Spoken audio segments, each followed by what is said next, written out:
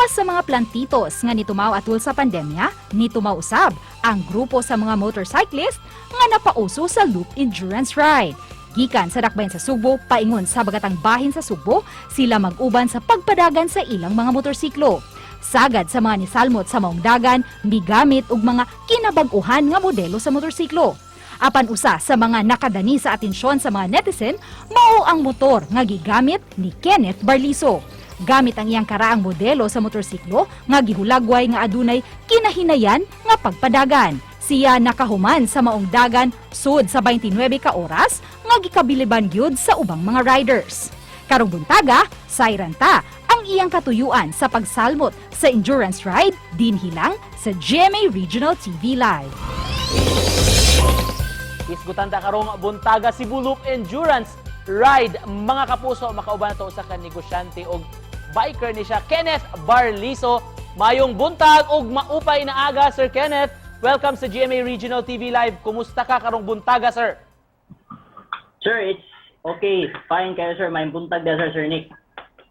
Salamat sa pagsanong sa among imbitasyon rong buntaga, Sir Kenneth. Tataw nga nagkadaghan gyud ang interesado nining Loop Endurance Ride, sir. Nganong nahilig man kaini? Well, sir, first yun is to test my ability kung maka-endure ba dyan ko sa challenge, sir, sa endurance. Ay, as a rider mo good, sir, mo na imong i-test sa imong self kung kaya ba ganyan mo ang long rides. So, mo na siyang first na kung reason nganong ni-appeal ko endurance ride.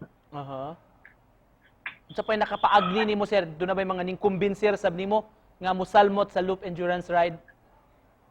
Wala man, sir. Ako arag yung self, sir, nga. Sa una man ko, damang ko yung mga event kaya nana niya. Usarap po ko sa mga tao nga nag-hope nga moingon ba nga, hope one day, ma-appeal po ko ani nga event to test po nga kaya ba yun ako. So, while mo ani nga event is nakay time pag-explore bitaw sa unsa ang mga sites sa Cebu while riding your motorcycle. And during the course of the ride, sir, kini imong bike nga nasa imong likod, mo na imong gigamit karaan nga model sa motorsiklo. Pwede bang Yes, sir, yes, sir. mapakita nimo sa amo, sir? Taon-taon na ni sa imo, sir? 24 years, sir. 24 years na bike. So how was it? Kumusta imong experience sa ride, sir? Pila di ka kilometros inyong gisubay, sir? Asa man mo nanukad?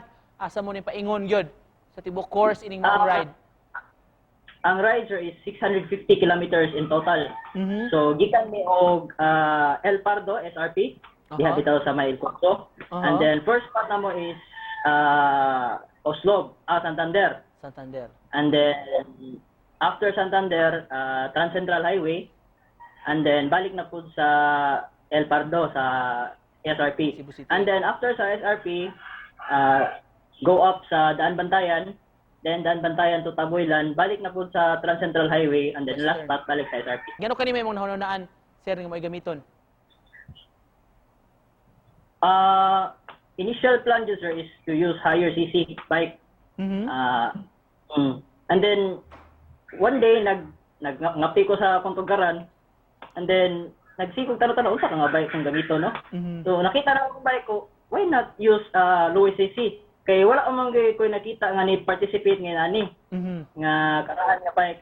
Although, nato sa una, pero dili siya ingon niya karaan siya kayo, dili. Kuan po, higher CC po siya, minimum siya 100 CC, that was Krypton. So, mo to, 70 cc akong giswayan o gamit niya.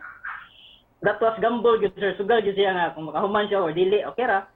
At least naka-experience bitaw ko. And then kaluyan naman po nakahuman ra sa gyud taon noon.